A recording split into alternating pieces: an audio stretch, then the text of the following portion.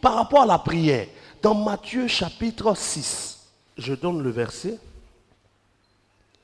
Au moins, vous avez un gars qui est quitté dans ses rêves, venir parler, vous pouvez parler. Je lis ce que toi-même tu appelles la parole.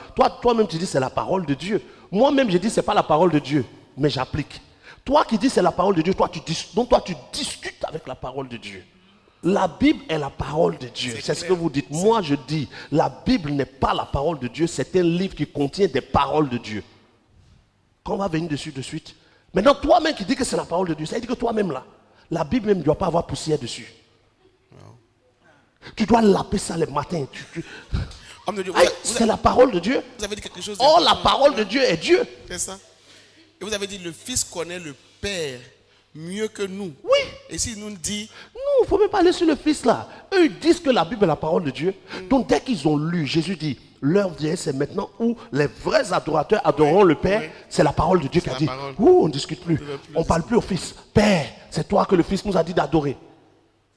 Mais moi-même, je dis la Bible n'est pas la parole de Dieu. Je dis à mon peuple, à tous ceux qui sont mes fils, de ne plus adorer Jésus, d'adorer le Père. Vous qui dites que c'est la parole de Dieu, vous discutez avec moi.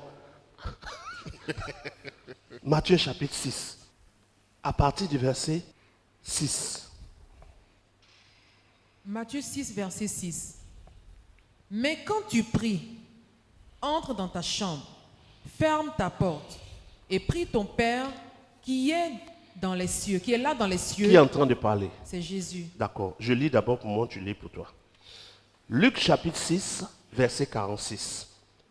Pourquoi m'appelez-vous Seigneur, Seigneur? Vous mettez-vous à genoux dans les temples pour me chanter, pour me prier pendant que je ne vous ai rien dit. Pourquoi m'appelez-vous Seigneur, Seigneur? Et ne faites-vous pas ce que j'ai dit? Qu'est-ce qu'il a dit? Mais quand tu pries, entre dans ta chambre. C'est ça? Ferme ta porte et prie ton Père. Prie Jésus. Prie ton Père. On prie le Père. Oui. Continue. Qui est là dans le lieu secret. Et ton Père qui voit dans le secret te le rendra. Continue. En priant, ne multipliez pas de vaines paroles comme les païens qui s'imaginent qu'à force de paroles, ils seront exaucés. Ne leur ressemblez pas, car votre Père sait de quoi vous avez besoin. Car qui sait? Car votre Le Père, Fils ou le Père sait? le Père. Verset 9. Voici donc comment vous devez prier. Notre Père. Pause. Qui est en train de parler? C'est Jésus. Jésus dit qu'on prie, on a dit quoi? Seigneur Jésus, je viens te parler. Non. Il dit, dites notre Père. Pourquoi appelez-vous Jésus Seigneur, Seigneur, si vous ne faites pas ce qu'il dit? Entre vous et moi, qui sont les rebelles?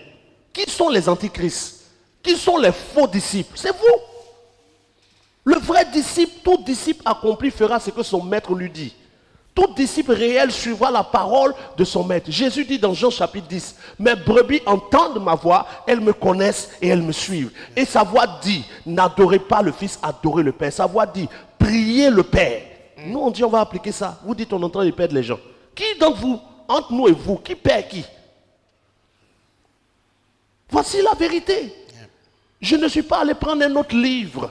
Je ne suis pas allé me coucher après avoir bu 4 litres de Chapalo pour venir dire que j'ai vu un ange qui m'a dit, il ne faut plus, on va adorer Jésus. Non, c'est écrit dans votre livre même que vous appelez la parole de Dieu, qui n'est pas la parole de Dieu, mais qui est un livre qui contient les paroles de Dieu.